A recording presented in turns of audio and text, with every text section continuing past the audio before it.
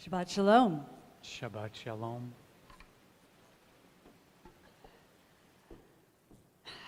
This is the last time we're going to be meeting for Shabbat in this year, so I thought we'd start it off with something that'll get you on your feet.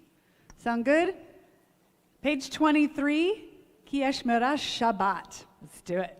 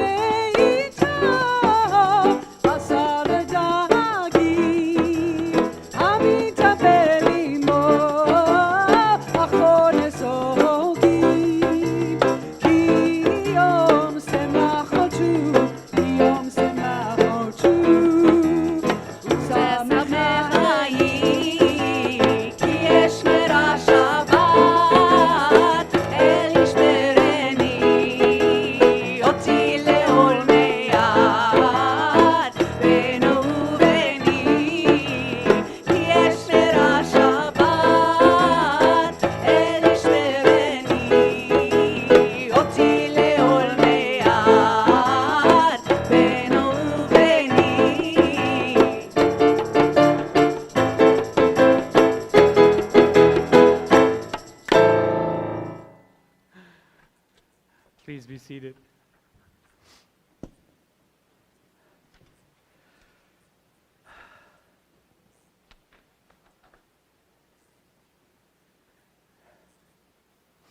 We made it through another year.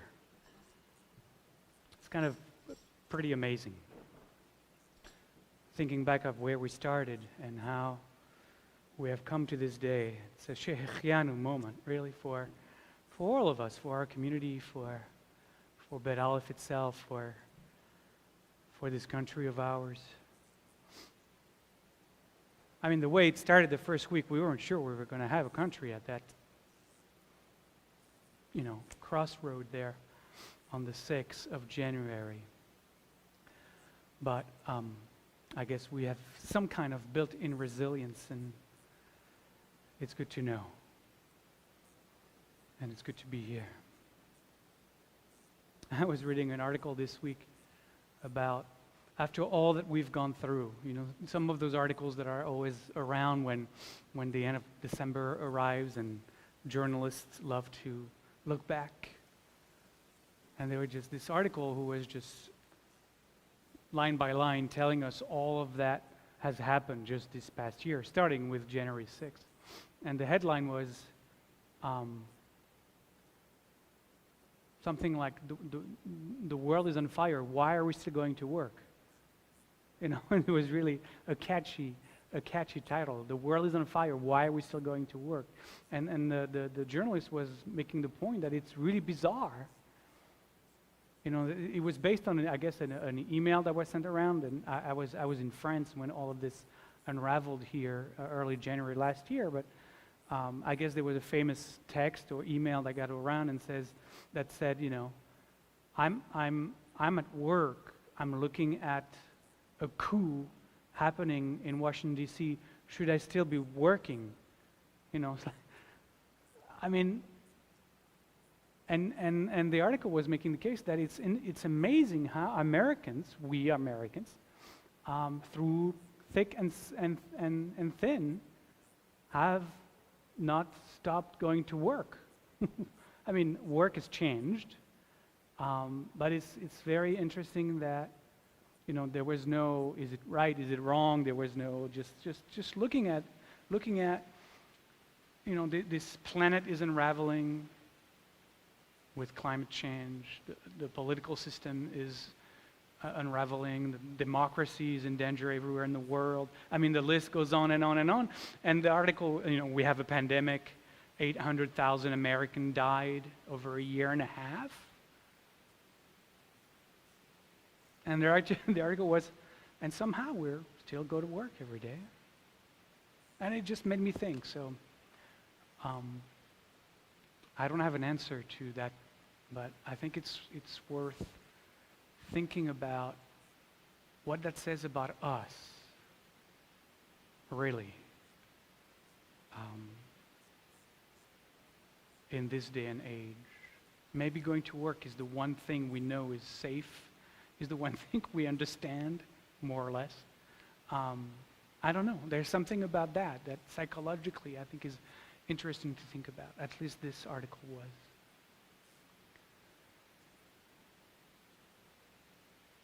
And here we are.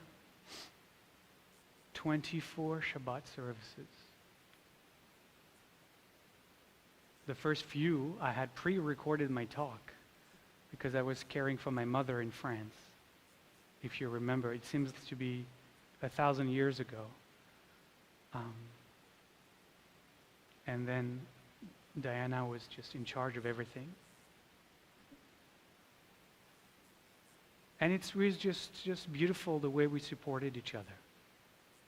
Over the months, I've received dozens of emails of people who, members, not members, people who have found us, people who have been able to plug into what we've offered, and how they were able to ride the wave, were able to find some sanity in the craziness, and how that kept them grounded and centered. And Shehechianu, no credit. I'm just so grateful that we are here for people to find us, to join us. A little island of sanity. I think that should be a tagline. Bet Alef, Meditative Synagogue. A little island of sanity. That would work. I think that would get a lot of eyes on it. So Shabbat Shalom. It's so good that it's Shabbat. We can take a deeper breaths, During the week, we kind of have a shallow rhythm of breath because we are so in the doing. But on Shabbat, it's like, okay, unplug, breathe. And it feels good. Just that. It feels really good. And that's really how you enter into Shabbat. You find a way to physically unplug, but to also to kind of little unplug the electric train, you know, that keeps going around and around and around in our minds. And just let ourselves drop. It's just not far, you know, it's just a few inches, but to drop right here.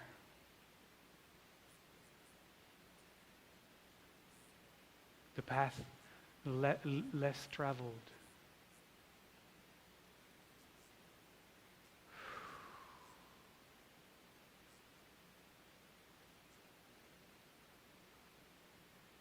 And then when we drop into the heart, we remember those around us that are not as lucky as we are.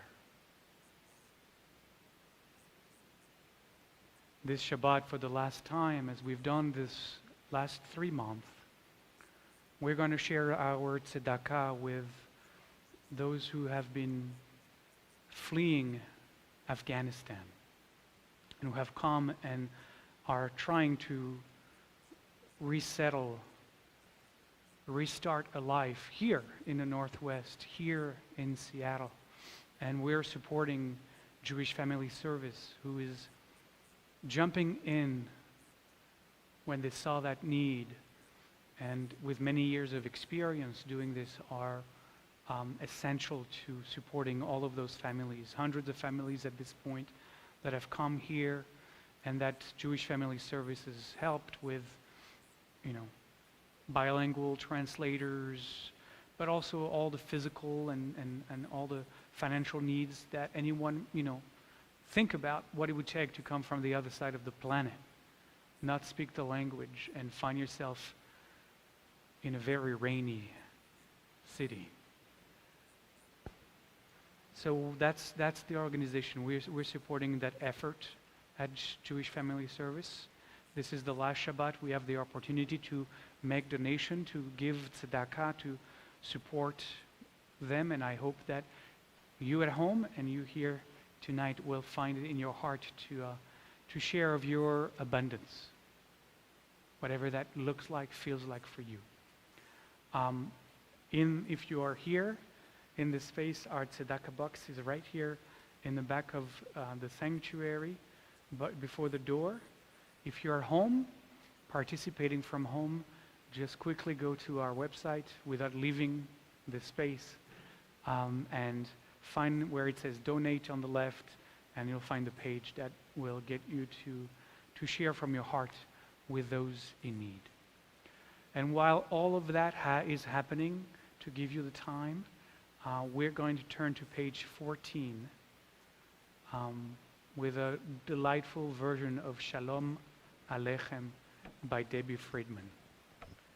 And those of you who are lighting candles tonight, please come forward and light our Shabbat candles.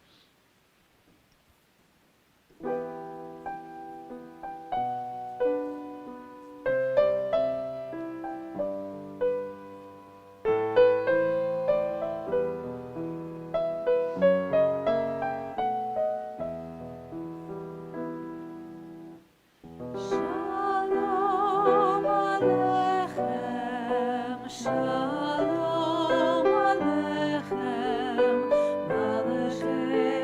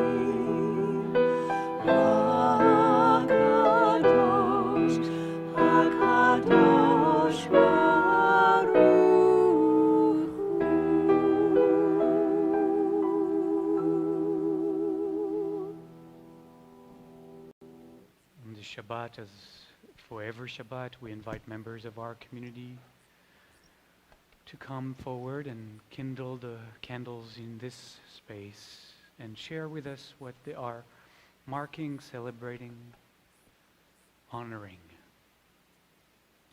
On this Shabbat, we're going to start from our left, and Stephanie Hitzroth is lighting her candles tonight in memory of her mother, Judy Kenny, for her 25th yard site.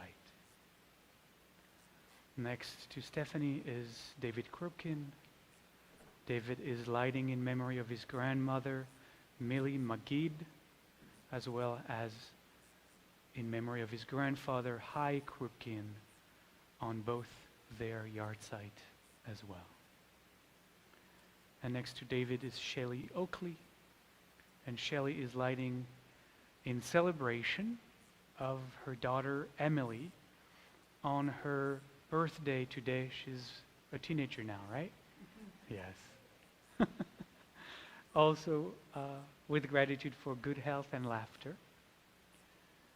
And also, she's lighting one of the candles. I saw you lit one, more than one, for snow in the mountains, which is fun and especially makes her husband very happy. And who doesn't want that? And at home, there are a few of you who are also lighting their candles. Donna Glosser is lighting with her sister, Sharon, in memory of their brother, Danielle, who passed away on December 3rd, as well as for their father, Ephraim, who died when they were very young.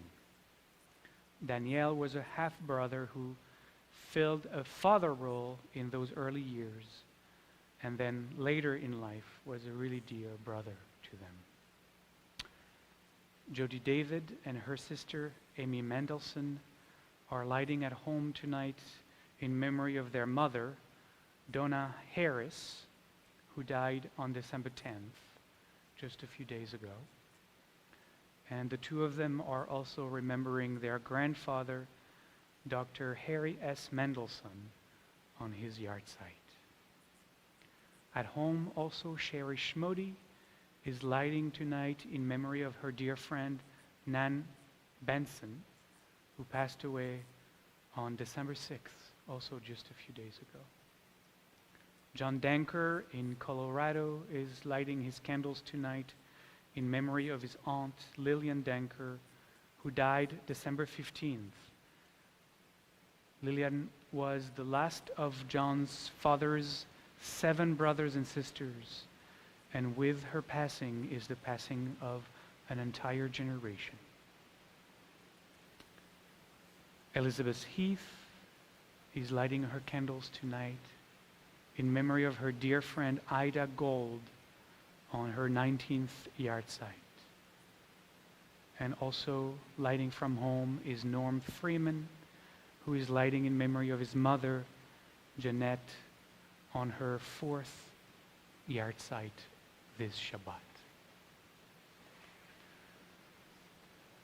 And I invite the rest of you participating from home or here with us in the sanctuary to look within and see what you would want to light a candle for tonight. What is yearning to be kindled within you, in your life? What are you honoring? What are you grateful for? What energies are you looking to bring into your life right now to light the way? And if some things come up or nothing comes up, sometimes we just bless in advance. We trust the universe to find later on what the light is that we didn't know in this moment was waiting for us to be found. So just let that go as well. And cover your eyes, as it is our tradition, reminding ourselves that what we are blessing is the light awakening within all of us. Baruch atah Adonai Eloheinu melech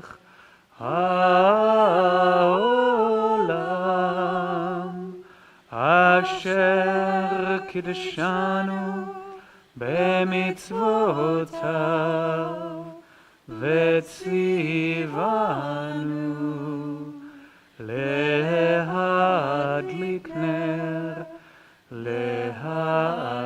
נר של שבת.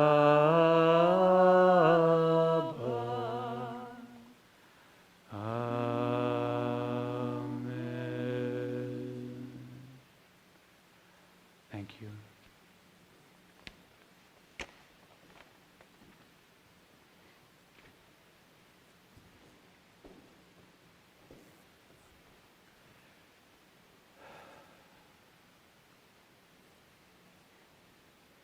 We turn to page 5 and we rise for the Baruch Hu. We say together,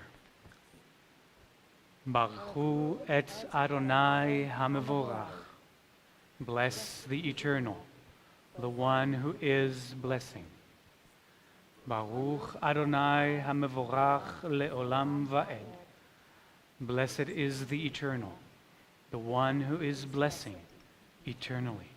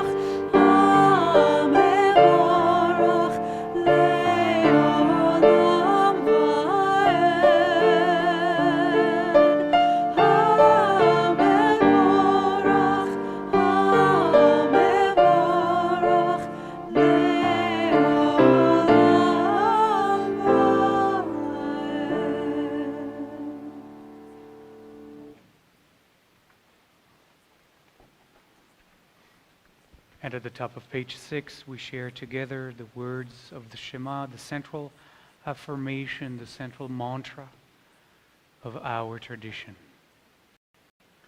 Shema Yisrael, Adonai Eloheinu, Adonai Echad. Listen, Israel. The Eternal manifests as all that is. The Eternal is one. Baruch Shem Kevod Malchuto Le'olam Va'ed. Blessed is the name. The splendor of its presence shines eternally. Shema Yisrael Adonai Eloheinu Adonai Echad. Shema Yisrael Adonai Eloheinu Adonai Echad. Shema Yisrael Adonai Eloheinu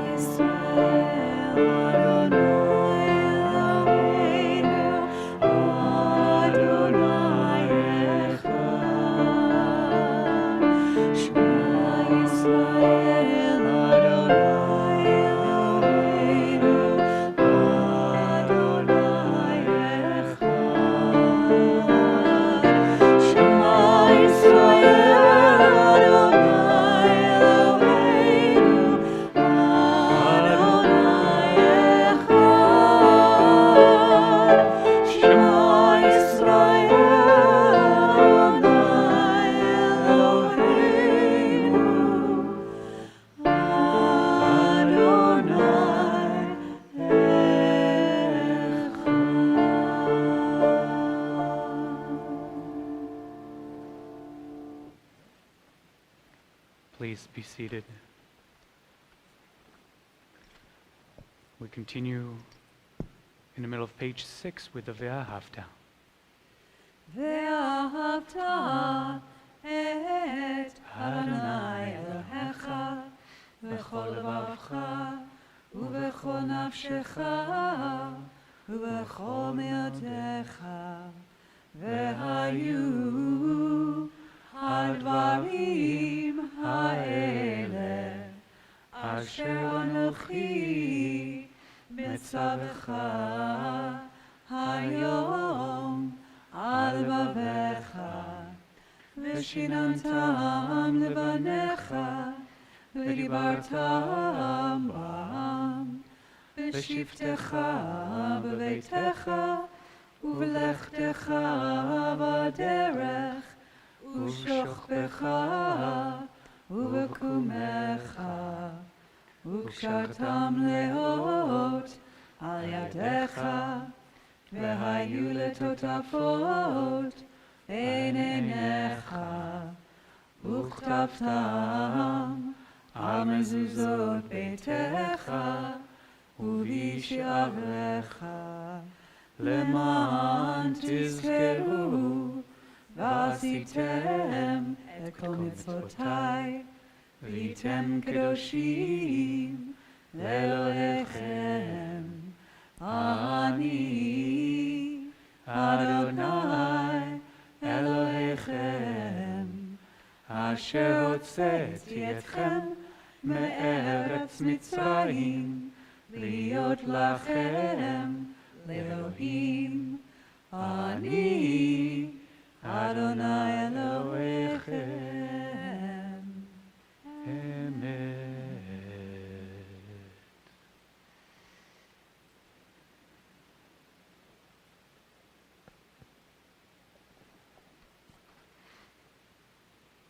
Our next song tonight is at the bottom of page 22. But before we enter into that melody and share the words that are from Rabbi Hillel that have been captured in the Ethics of the Fathers, part of the Talmud, actually. It's been a saying, it's been a phrase, it's been a sentence that has been really present for me over the last few months. I don't know, some of you may know, but on behalf of Bet Alef, I have been involved with the JCRC, the Jewish Community Relations Council of Seattle. It's an offspring from the Jewish Federation, and I've joined on behalf of Bet Alef, the JCRC, some 8 months ago, something like that, and we've been working on an equity statement. There are 3 different groups that are part of the JCRC, one that deals with anti-Semitism, one that deals with Israel issues, and one that deals with equity issues, and I participate in that third, working to find strategies to engage with minorities, especially the African American community and the Native American community. Building relationship and supporting each other. That is kind of the mission of the group that I'm a part of. And over the last few months, we've been really hard at work to write an equity statement that represents a consensus of all the synagogues involved here in the Greater Puget Sound. That was actually just published, made public yesterday or the day before. And we're really proud of our work. And one of the conversations that obviously took place as we were talking about issues of equity was, where do the Jews stand vis-a-vis this work, this very difficult but very necessary work in this day and age, and how, and the degree of our involvement. And time again, what has guided our conversation has been Rabbi Hillel's teaching. The teaching that says, Im ein ani li mili, if I am not first and foremost for myself, who will be for me? And that was a really hard conversation to understand when you're part of an equity program and process. The first impulse is, let's go and work to support them, right? To fight racism, to fight, to right the wrongs of history as best as we can be allies to that cause. So there is this pool of of wanting to take care of others first, which is a natural thing to do. And so this quote from Rabbi Hillel is actually, it's not as easy as we would think. We read it as like, yeah, of course, right? But our human impulse usually is not this way. We want to be there for everyone else, and then the last person we really deeply care for is us. And sometimes we get into places of burnout. Sometimes we get into places of, health issues and so on and so forth. And so there was a real deep conversation to say, yes, there is racism. There are major issues with that needs addressing with the Native American population.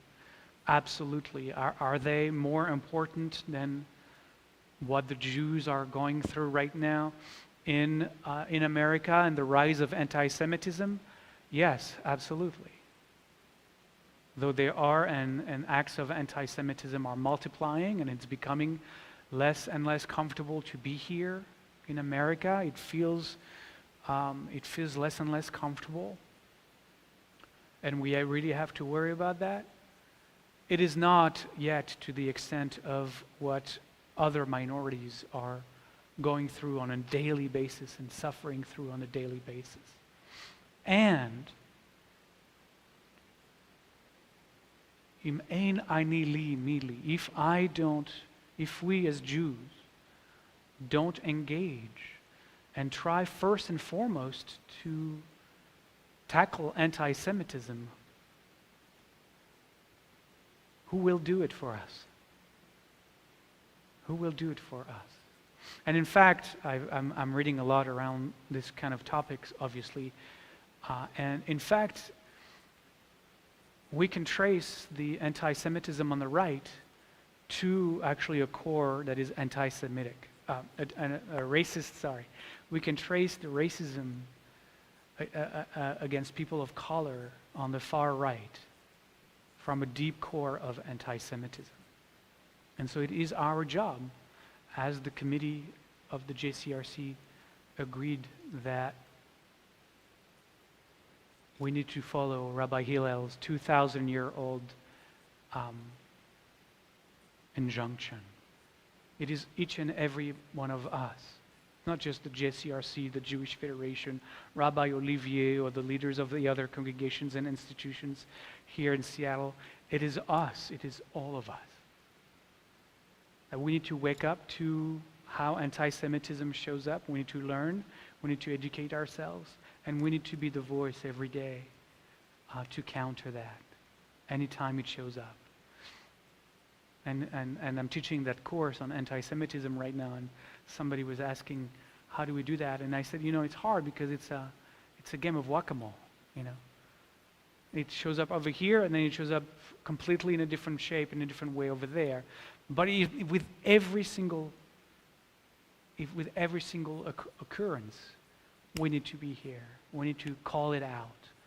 We need to say that's not right. Im ein ani li mili. Uchshani latzmi ma'ani. But if I'm only for myself, then what am I? I'm no good. I'm just self-centered and egocentric, and that's not helping anyone else.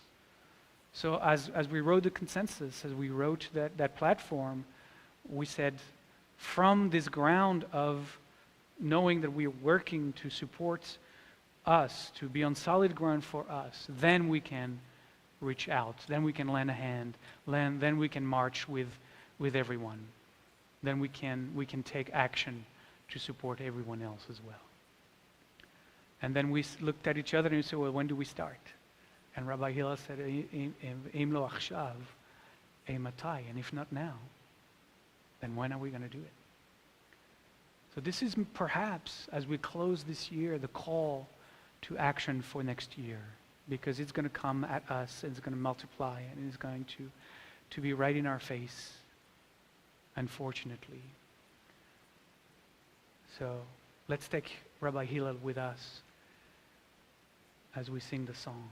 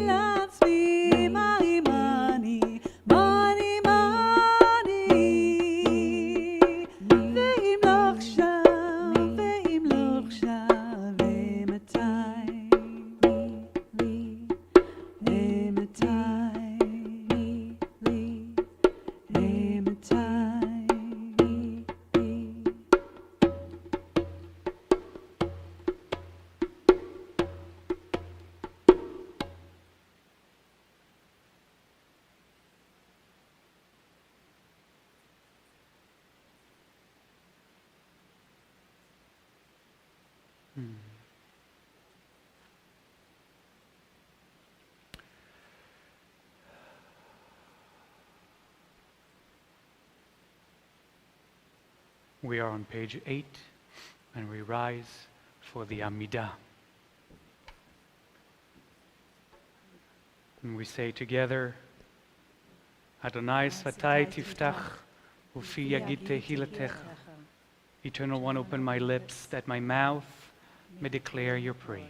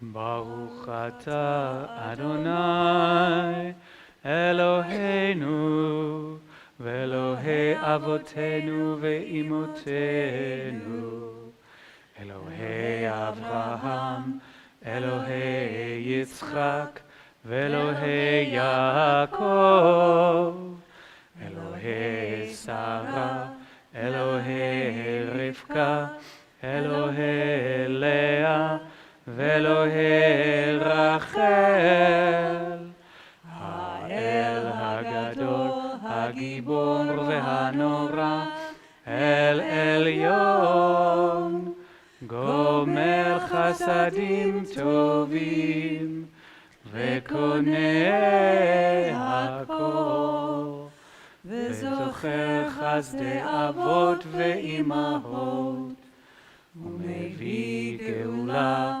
לבני בניהם, למען שמו באהבה. מלך עוזר ומושיע ומגן, ברוך אתה אדוני, מגן אברהם ועזרת שרה. אתה גיבור לעולם אדוני, מחיה הכל אתה, רב להושיע. מכלכל חיים בחסד, מחיה הכל ברחמים רבים. סומך נופלים ורופא חולים, ומתיר אסורים, ומקיים אמונתו לשני עפר.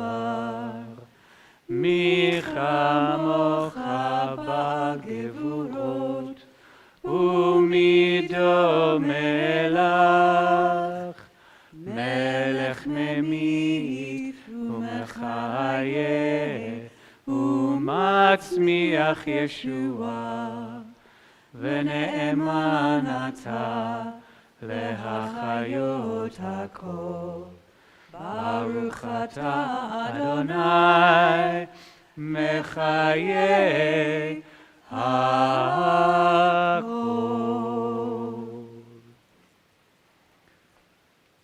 Please be seated.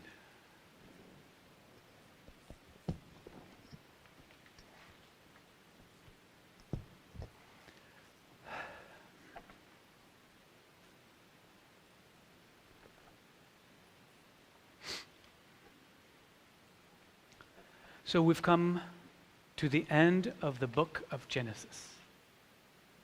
I love that. The timing of it all is great. You know, it's last Shabbat here at Bet Alef for the year, end of the book of Genesis. It feels like it's completing something. It feels whole. It feels fitting for this moment, for this night.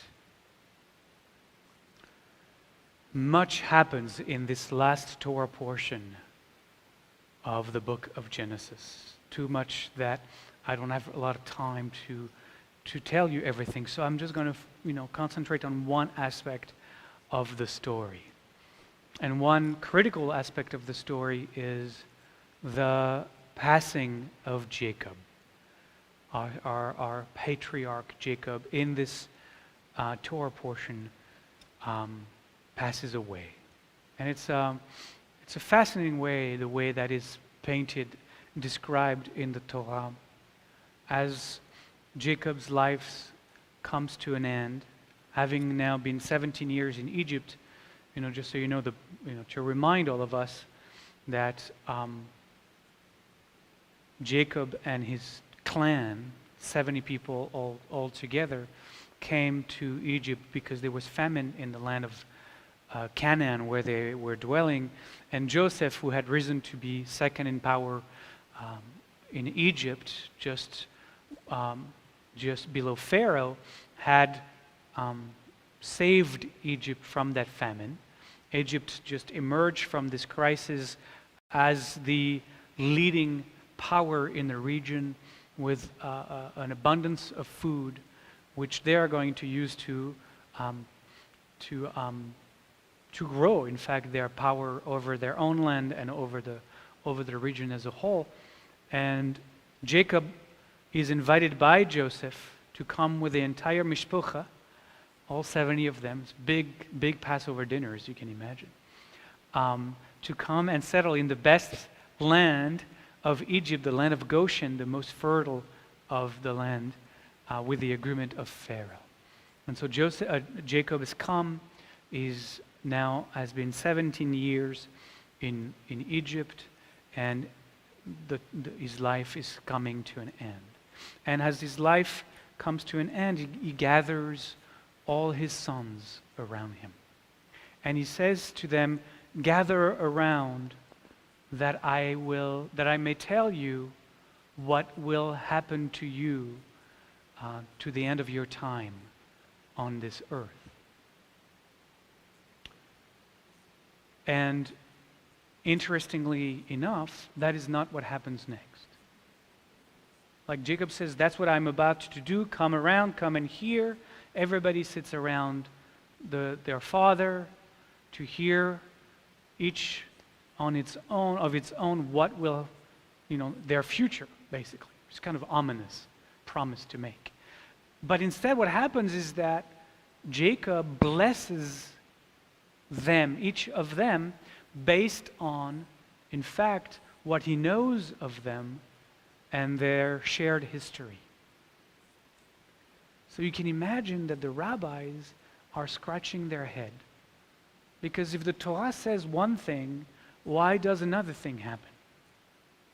And when there is like a discrepancy between the two, the rabbis spend generations after generations trying to figure out and explain to us why Jacob seemingly changed his mind. And there are Torah commentaries on this galore.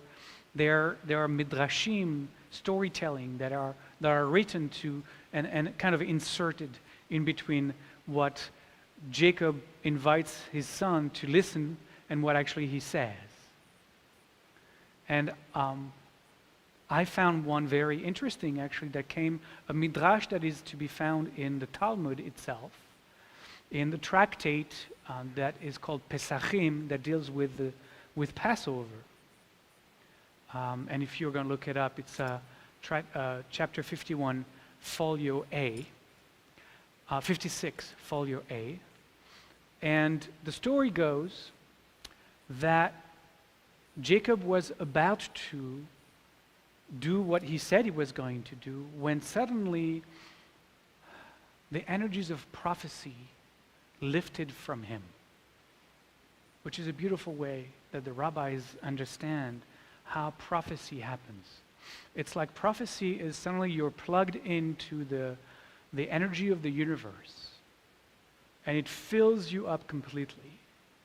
And you don't have a choice but to speak the words that the universe wants you to speak. That's kind of the image the rabbis have of how prophecy happens. You're just a conduit, a channel for the shefa, for the divine energy that fills you up completely, and then you share what the universe is yearning for you to share. And in the moment, the story goes that in the moment Jacob was to continue his promise, to deliver on his promise, that left him. So there's a sense that as much as you can be imbued with divine energy to act as a prophet, that can be also withheld from you, or you can lose it. You can lose it. And so the rabbis are telling the story that Jacob lost the ability to share that prophecy in that moment. And the reason that happened, according to the story, is that he started to have doubt. That there was a little bit of a drop of doubt that entered his mind as he was about to say that. And the doubt was, out of all the sons that are surrounding me, could there be one who isn't fit to receive what I'm about to share? Because that's a kind of an ominous thing to share, right? It's telling someone the future, and Jacob's doubted how, if that one of his son, that he didn't know in his heart if that was the case or not, but the doubt was enough to make him think that if one of them wasn't fit to receive what he was about to share, he could use this in nefarious ways. And Jacob wanted to avoid that, because it's a lot of power to tell someone the future. I don't even know if I would want to know. Personally, I would feel that I know the end. It's been already foretold. And in the meantime, I'd like to just be present to the joy of each day and to live it fully and not know what's going to happen in the years ahead. But for Jacob, for the storytellers, Jacob was concerned that one of his sons would not be of a clean heart in order for him to share this prophecy. And in the story, the sons feel that something has shifted in Jacob, that something is different about him, that there was an energy that is no longer there. And somehow they intuit what's going on, according to the story. And all of them, all at once, all together, say to their father, Jacob, whose other name, as we know, is Israel, right? That's God's given name. They look at their father, and all in unison, according to the story, this gorgeous story, say to him, Shema Israel, Adonai Eloheinu, Adonai Echad. They say to their father, listen, Israel, Dad, know that for us, as it is for you, the Eternal One is our God. Your God is our God. The Eternal is one. And Jacob in the story is deeply moved. And he's kind of sit back and look at all his sons, and he says, Baruch Shem Kevod, Malchuto Leolam Va'ed. blessed is the name. The glory of his presence fills this space right now. And I love that story. I love that story because as we just did the Shema, right? As we just say these words, and then the Baruch Shem, all of us for the last few thousands of years, right? We have said these words to Jacob. We have risen in our sanctuaries, and when the time came, we have imagined our forefather, we have imagined Jacob in front of us, and we have said to him like his sons said to him, all of us, Jacob's sons and daughters of thousands of years. Listen, Jacob. The Eternal One is our God. The Eternal is one.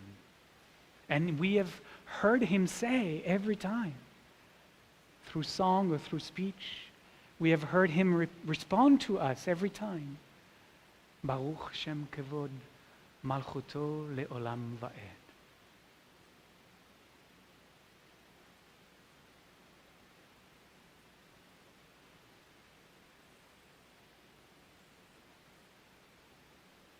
I want to spend a little more time with this, with the Shema.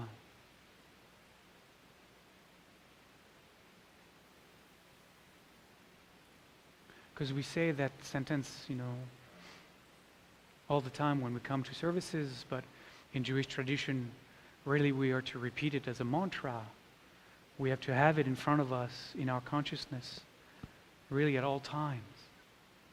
And sometimes the thing that we have the most in our consciousness, the things that are most common for us, are the things we pay the least attention to. The things that just, because they're there all the time, they just drop into the background. And so sometimes we say these words kind of as a matter of fact. We sing it because we love the melody, but we don't really pay attention to what they say. Our translation is, listen, Israel, the Eternal manifests as all that is. The Eternal is one. And that comes from a Kabbalistic understanding of the Hebrew, of the Torah. That understands the two words that are pointing to the divine, to try to support us awakening to the non-dual reality, the not two-ness of this reality, that what is here, including all of us, is just the manifestation of oneness. That's Elohim, the one that manifests as the many.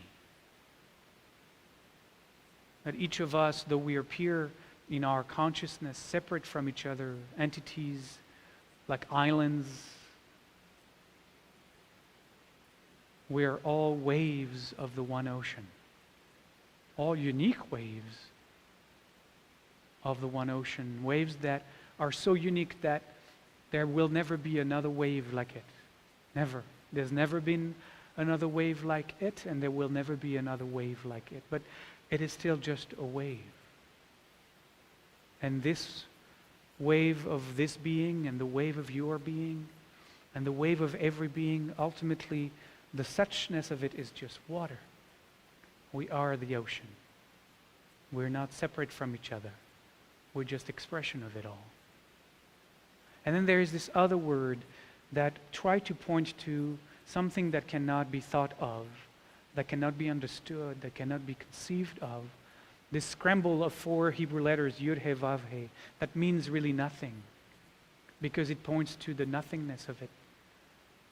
The absolute transcendence, wordless, formless, out of which every form arises, into which every form recedes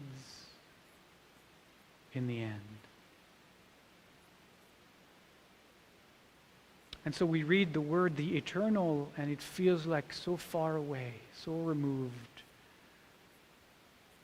so unreachable, so disconnected. We still maybe have this notion of a God out there. So I want to change that translation just tonight, just tonight. Instead of the eternal, let's call it awareness. Because that's so near to us. It's not, like we say in the Torah, over the ocean that someone would sail and fetch it for us and bring it back to us. No, it is right here in our mouth and in our heart. It is called awareness. And you can touch awareness because it is aware of this moment right now.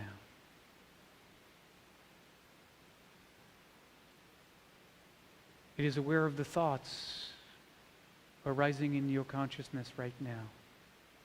But because it is aware of the thought, it is not the thought. It's just the awareness, aware of the thought. It is aware of all the emotions and desires present. But it is not any of those emotions or desires because it is observing them. It is aware of them. It includes them. But it is not identified with them. Same with this body and all its sensations. Awareness is aware of all this physical self of ours, its weightiness,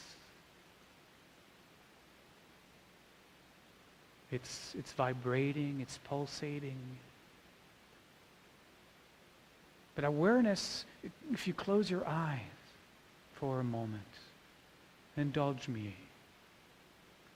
And awareness may be the place where you get to rest and just let everything arise, but not being concerned with anything.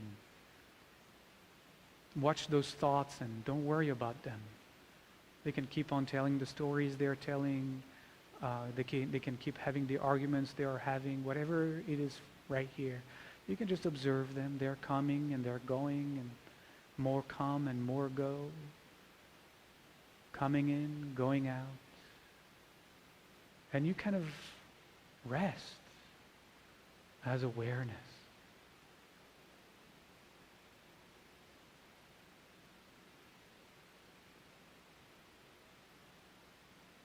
Awareness feels like this simple feeling of being.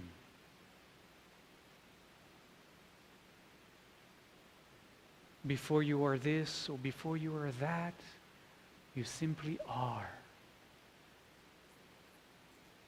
You simply are.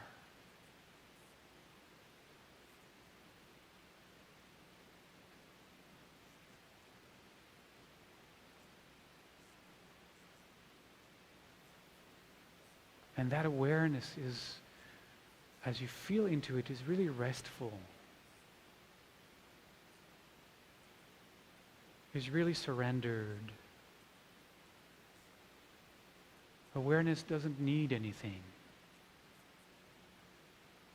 It doesn't lack anything.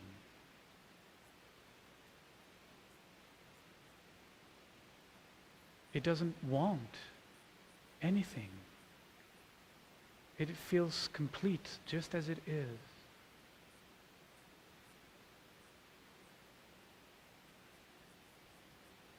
Awareness has no preference. This thought arises, that's desire, this sensation. It all comes and all goes. Whatever it is, it is. Awareness has no preference. It doesn't get attached to one thing or another. Everything arises and everything slides off of awareness. Nothing hooks into awareness. Do you feel that? Do you know that? It is so peaceful.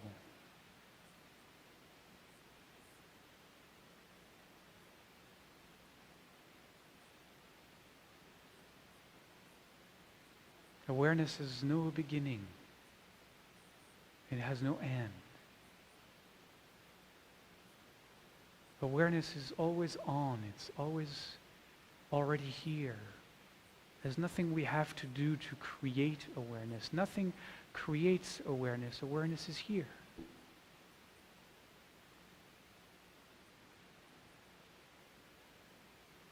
Nothing also can stop awareness. It is always aware.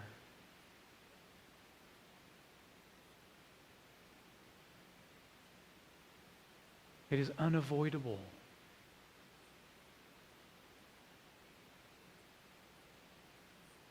And it is unfindable at the same time. It is inescapable.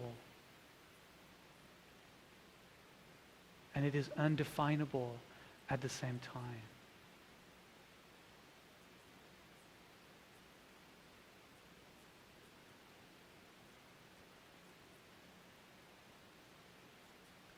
It has always been here. It has never changed. It was here before your being was created, was born. It will be here long after this being returns to the ocean.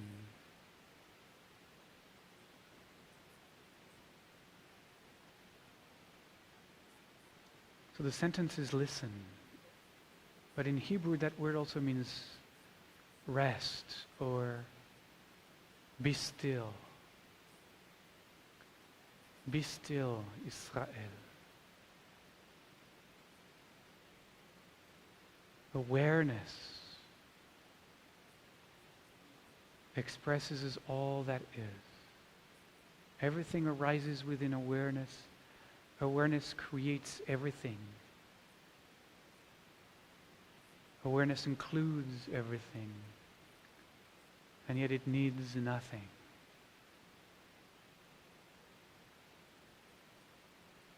Awareness is one.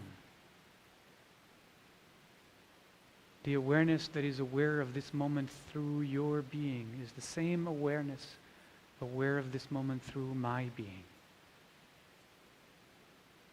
through every being.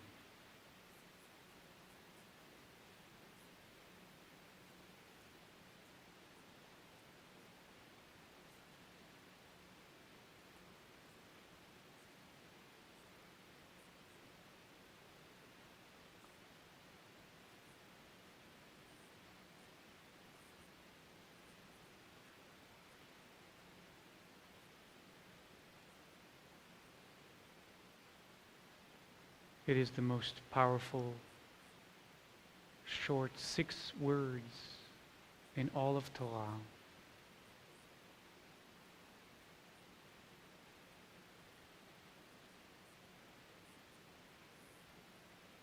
It is our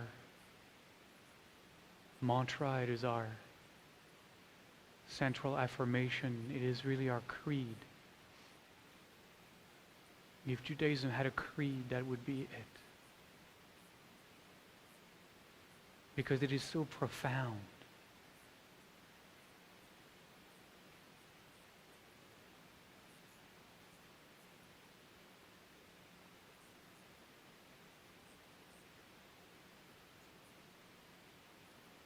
No wonder Jacob was moved.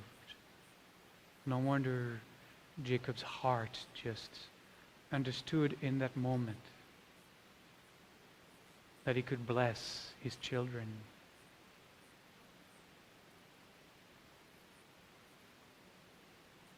That he said, Baruch Shem Kevod, Malchuto Le'olam Va'ed.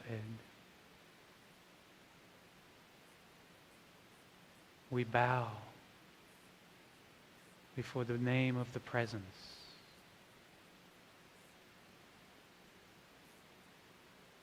His being is eternal.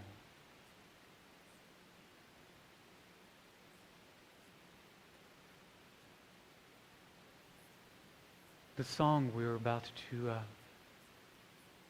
to hear, perhaps to sing along to, is from the book of Psalms. And I think it just dovetails into the story of the Midrash in the Talmud. Shir HaMa'alot. It is on page 29 in your prayer book. It's a The song is going to be just the first verse in Hebrew, but it's only in Hebrew, so I want you to take a look at it in the English as well. On page 29.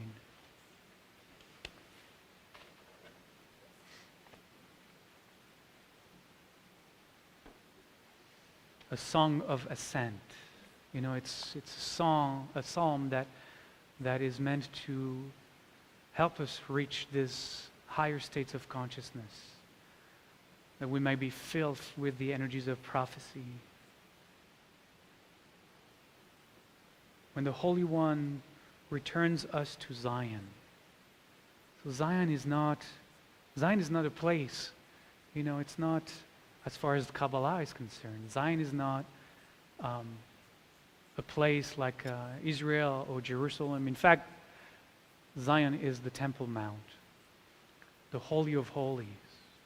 But for the Kabbalists, Zion is the innermost point within our soul, the inner Holy of Holies. And the divine grace invites us to turn inward towards that Zion, that innermost point, that Holy of Holies within us. And when we find that innermost point, then all that is around us, all this life of ours, well, it all seems like a dream. It all seems like a dream.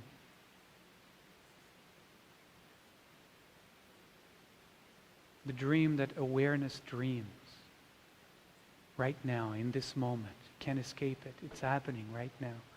Awareness is like the screen onto which this universe and all of us and all of our lives are projected.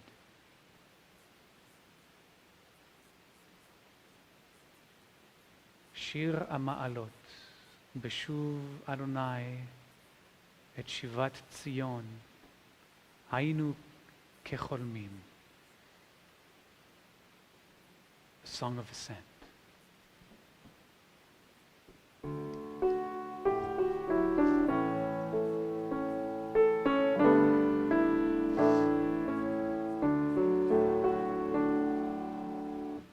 Shir Hamalot Beshuv Adonai et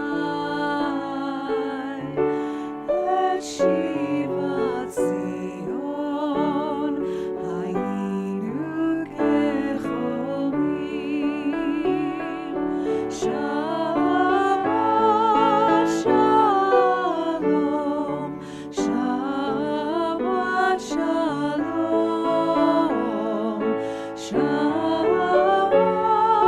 Shabbat Shalom Shabbat Shalom Shabbat Shalom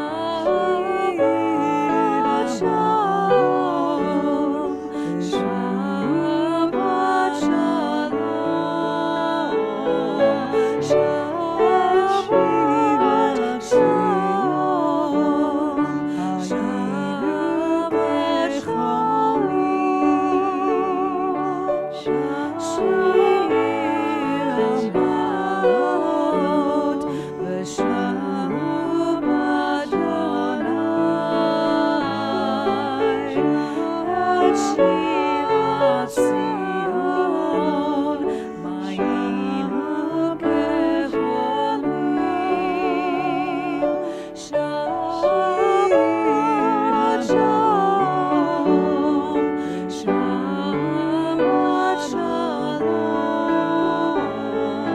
Shalom Shabbat Shalom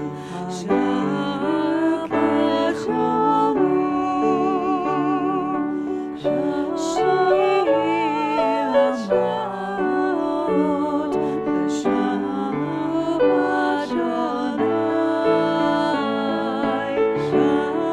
et Shivat Zion Haynu Kecholmim.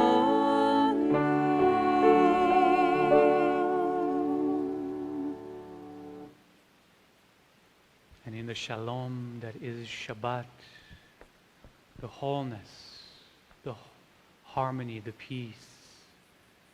We invite all those we know to be in need of healing, those you have inscribed on our healing lists, those you hold in your heart, those whose name come and infuse your mind and your body right now. מי שברך אבותינו אברהם יצחק ויעקב, מי שברך אמותינו שרה רבקה לאה ורחל, הוא יברך וירפא. At Hillary Wilson, Danielle Clark, Craig Wilson, Phyllis Levin,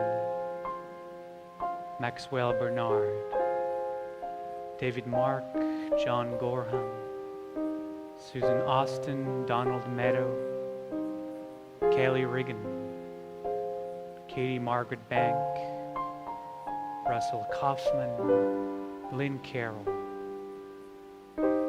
Amy Lowe, Eileen Wellens, Sid Hoover, Alan Walton, Amy Diane Bork, Arlene Ross, Juan Reyes, Sydney Hannah Young, Abigail Levy, Greg Lesnar, Janet Lewine, Katie Berry, Pam Lesnar, Shaylee Cohen, Adam Freyer, Elizabeth Heath, Michael Hall, Sandy Morris, Steve Lucas, Anita Vargas, Elliot Applebaum, Janie Leonard, Jerry Pettitz, Laura Gluck, Lawrence Stern, Label Cohen, Simon Garcia, Kathy Sims, Dorinda Reagan, Eddie Tensman, Elaine Lees, Greg Kenny, Janet Crawley, Patrick Dillon, Zoe Chaya Young, Marissa LeCabe, Celia Curran, Chris Werner Mochel, Freda Elka Batshulamit, Michael Burkhard, Sue Ann Abel, Sarah Posey, Rabbi Michael Lerner, Ethan Patashnik, Shaky Wehrheim, Edward Diaz, Dagan Diaz Creer, Dennis Oswald, Russell Waldy, Jane Colombini, Salim Matt Grass, Jeannie Waters. We name in our hearts the names of those we also remember and hold in light of healing this Shabbat. ימלא רחמים עליהם לחזקם ולרפאותם ברפואה שלמה, רפואת הנפש ורפואת הגוף. אל נא רפאנה לה.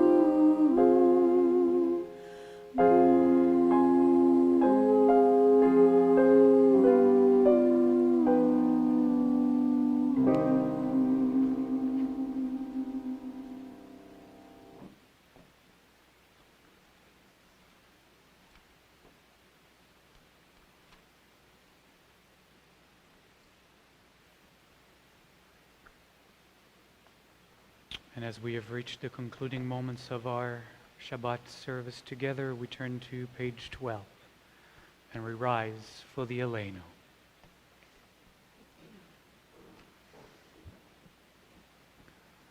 We say together, we are the ones given this way of praising the Holy One of all being, that we might understand and express the greatness of the one who shapes all creation. We celebrate our uniqueness and that of others, and seek to discover the wonder that we are. Therefore, we bend the knees, we bow, and we proclaim our gratitude before the ruler of all rulers, the Holy One of all being. As it is said, then we shall truly realize the Eternal One as universal being, and on that day, the unity of being shall be celebrated by all. Aleinu leshabeach la'adon hakol, לתת גדולה ליוצר בראשית, שלא עשנו כגויי הארצות, ולא שמנו כמשפחות האדמה, שלא שם חלקנו כהם, וגורלנו ככל המונם. ואנחנו קוראים ומשתחווים ומודים לפני מלך מלכי המלכים, הקדוש ברוך הוא. ונאמר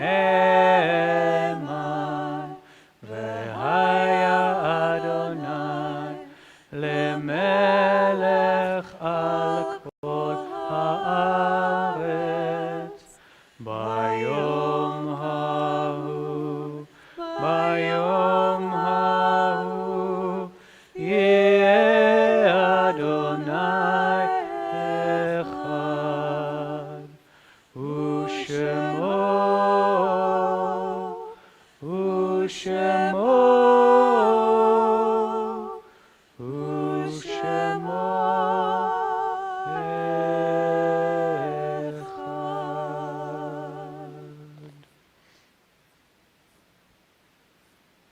And as we turn to page 13 for the Mourner's Kaddish, I invite all of us to just take a moment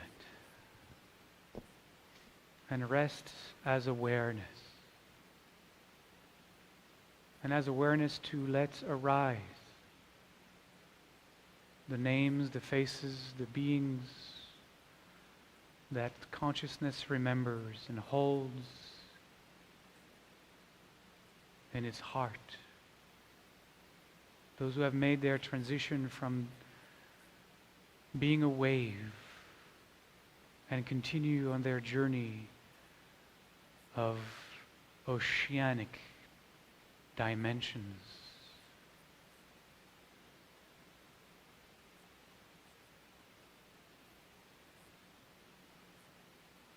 On this Shabbat, we hold in light of memory those who have made their transition in recent days and weeks, those for whom we hold Shiva and Shloshim, Rusty Citron, Bob Harmish, Lillian Denker, Jerry Sutton, Jalaluddin Loras,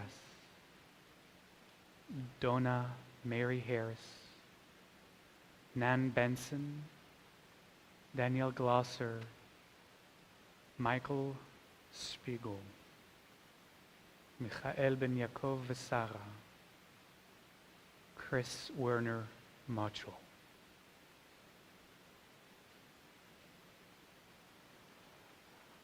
On the Shabbat, we also hold in light of memory those who have made their transition in the past year. Bill Harris, Michael Ruff, Irvin Faludi, Rebecca Risman, Paul Ponton, Mark Sinclair, Carol Cohen, Carl Robert Finkelstein, Judy Turin, Eva Boyadosh, Daryl Summers, Gloria Funston, Yitzchak Leib ben Aharon Bailey, Norman Lubitsch, Marcia Whelan, Jack Cohen, Jeffrey Hollingsworth, Francesca Tolchin, Jaden Jones, Patrick Henelt, Stephen Skip Wayne, Mike Levin, Jeannie Warner, Willard Harlow, Elizabeth Egan, Gilbert Feldman, Lavi Cohen, Ruth Veldy Cowan, Marshall Hartman, Janet Koloff, Roberta Allor, Samuel Gershonovich, Harry Laufer, Pauline Morris. On the Shabbat, we hold in light of memory those whose yard site happens at this time of the year. Ida Gold, Janet Freeman, Alain Aridge, Mel Simon, Royal Miller, Millie Magid, Hai Krupkin, Dr. Harry S. Mendelson, Dee Rosenthal, Gladys Litton. And as we name those we honor and remember tonight, we say these words. Yitgadal v'yitkadash שמי רבה, בעלמא דברה חירותי וימליך מלכותי, בחיי חון וביום חון, ובחיי דכל בית ישראל, בעגלה ובזמן קריב ואמרו אמן. יהי שמי רבה מבורך לעולם ולעלמי עלמיה. יתברך וישתבח ויתפאר ויתרומם ויתנשא, ויתהדר ויתעלה ויתהלל שמי דקודשה בריחו.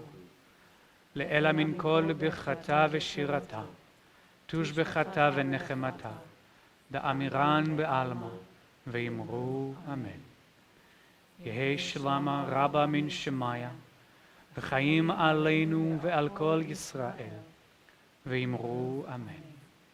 עושה שלום במרומיו, הוא יעשה שלום, עלינו ועל כל ישראל, ועל כל יושבי תבל, ואמרו אמן. May the one who creates harmony above make peace for us, for all the household of Israel, and for all the peoples of the world. And let us say, Amen. And as our offerings for the oneg are being passed around, and I get my own plate, thank you. I just want to let you know that I have absolutely no announcements to make for once, except to say that as I'm going to be traveling tomorrow to an undisclosed location, I will not be leading, there will not be the Maimonides class tomorrow. We'll start again the first Shabbat in January. So, as you have received or are about to receive your cup of juice and a piece of bread,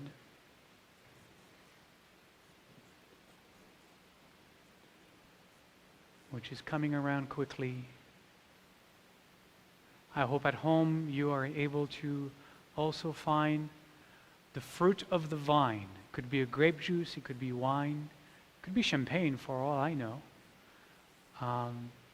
And to fill your cup and share with us.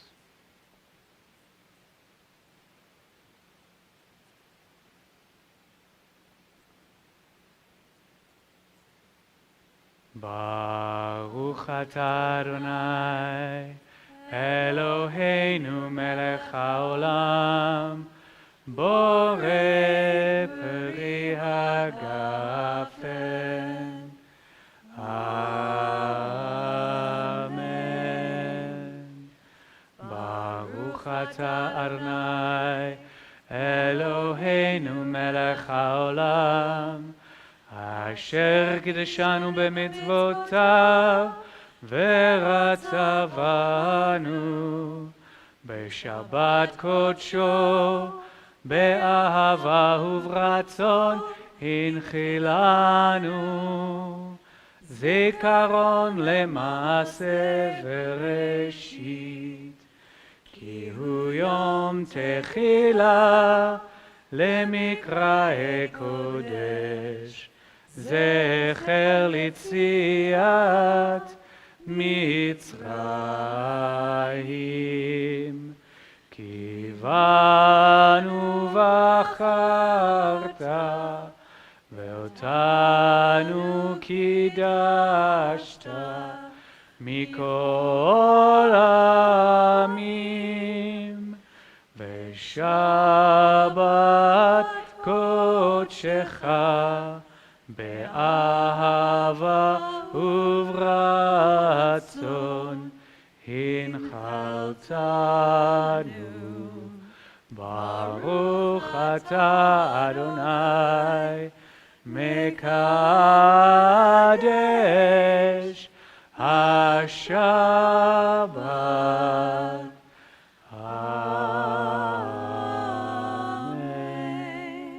לחיים.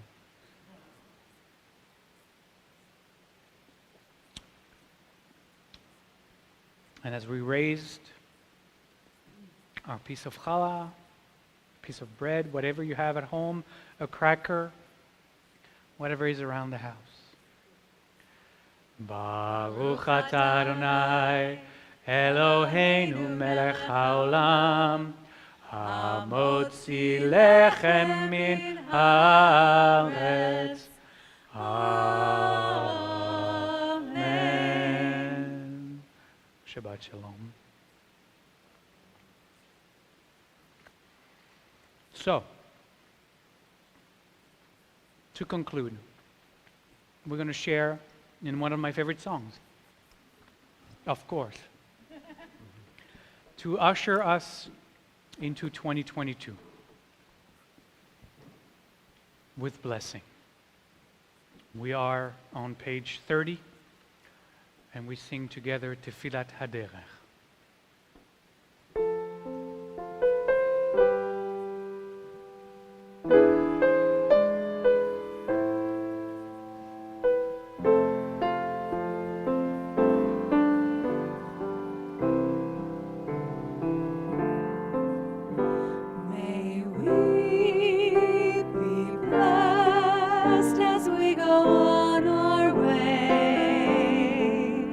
May we